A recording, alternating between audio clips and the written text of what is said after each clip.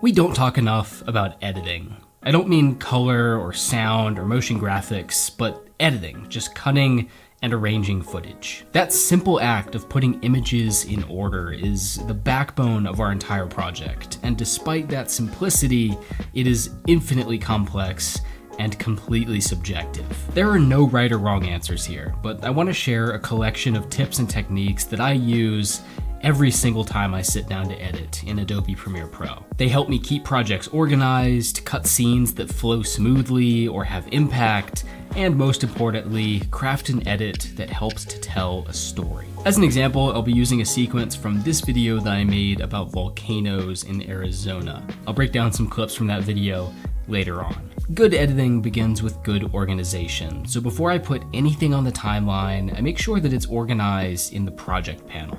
You can click this folder icon in the corner to add a new bin. I have separate bins for audio, compositions, footage, and graphics, but you can use whatever structure helps you stay organized. A key technique that I use to stay organized while I'm editing is using multiple timelines at once. I have one where I've trimmed and strung out all of my usable footage, these are called selects, and one that I'm using to piece together the final video. I can click and drag my selects timeline to position it below the main timeline. Now I can easily drag and drop clips from my selects into the final video.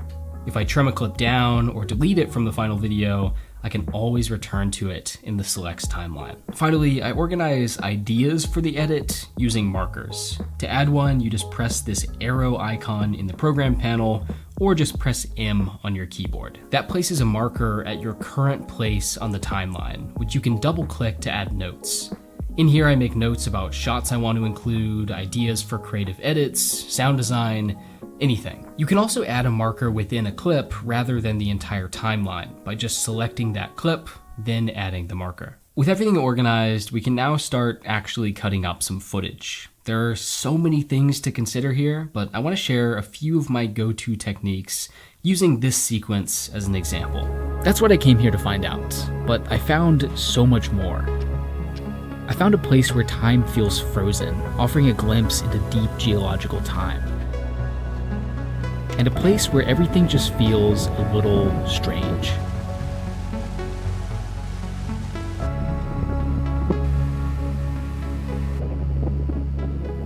The most simple approach, and one you've probably heard before, is to cut on music.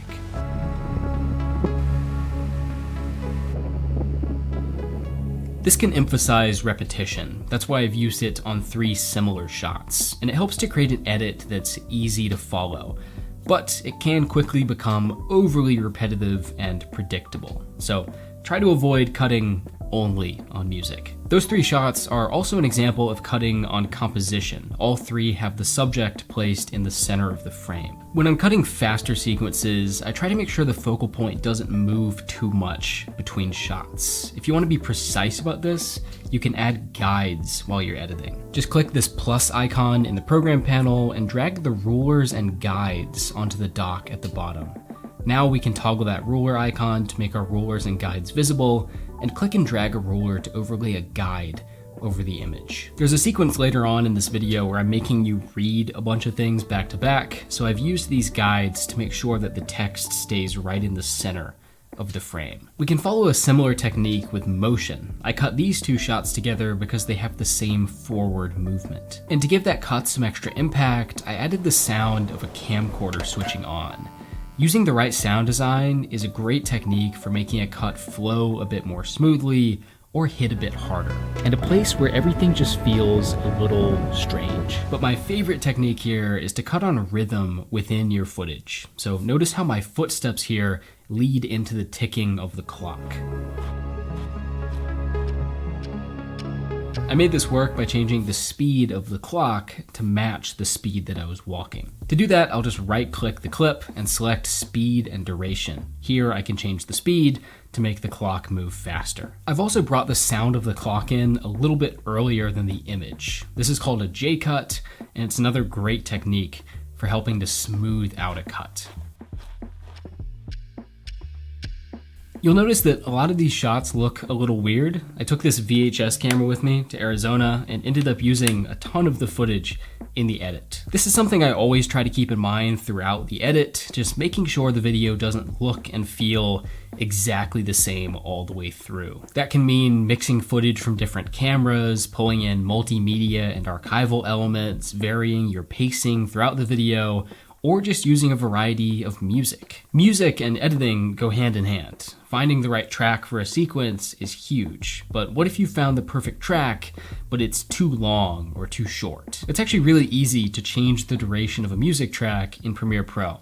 Just click and hold the Ripple Edit tool to select the Remix tool. Now you can just click and drag the end of a music track to change its duration to match your scene. You can also do the same thing manually. Just find two similar points within the track and press M to add a marker at each. Then select the razor tool, cut the track at those points, and close the gap. Finally, we can click and drag the box on either track to create a smooth fade between them. It just feels a little strange. You can see that for this example sequence, I've completely dismembered the original music track and really tailored it to this particular sequence. Those are all techniques I use every day to make sure that the edit just feels right. But let's zoom out a bit and look at editing as a way to tell a story. Here's a simple concept that can have a very meaningful effect on your edit and your story. If you use a similar image or even the exact same shot at two different points in the edit, you connect those two ideas. A fun version of this is bookending a sequence or video by placing a similar image at its beginning and its end. So the opening of this video includes these shots with this line. I found a place where time feels frozen, offering a glimpse into deep geological time. And the ending includes almost the exact same two shots with some clarification. The landscape feels both ancient and perfectly preserved, frozen in time the way that it formed. A great way to hold attention throughout an edit is to use footage that asks questions. Most of the shots in the sequence I showed you were included for that reason. This is a video about volcanoes, so what does an hourglass have to do with that? Or these ruins? Or meteorite material? And why am I in a spooky cave? All of those questions will be answered and all of those shots will make sense if you just stick around. A similar technique to asking questions is what I would call withholding an image. So here's another sequence. We're in the desert of Arizona, but this place honestly feels like the Icelandic highlands. These perfectly symmetrical, like land before time style volcanoes, lava flows everywhere. It's like such an obviously volcanic landscape. It's fascinating. In the middle of the Arizona desert, a place we associate with Route 66 and the Grand Canyon, is an active volcanic field home to more than 600 volcanoes. This entire sequence is building up to this, an unambiguous wide shot of the bizarre landscape that I'm describing. So your first instinct might be to lead with this as an establishing shot, but we can create a much more engaging sequence by withholding it. Instead, let's open on the details of the scene. Bugs, grass, abstract shots that only vaguely show the shape of the volcano. Sequences like these are the reason I love this process. It's not just about cutting something that flows smoothly, it's a way of communicating ideas to an audience. And using these techniques, we've created a sequence that does both, that flows smoothly and has impact, but also helps to communicate the project's story. Thank you so much for watching, and I hope you've picked up some new techniques that can help you to tell your next story using Adobe Premiere Pro.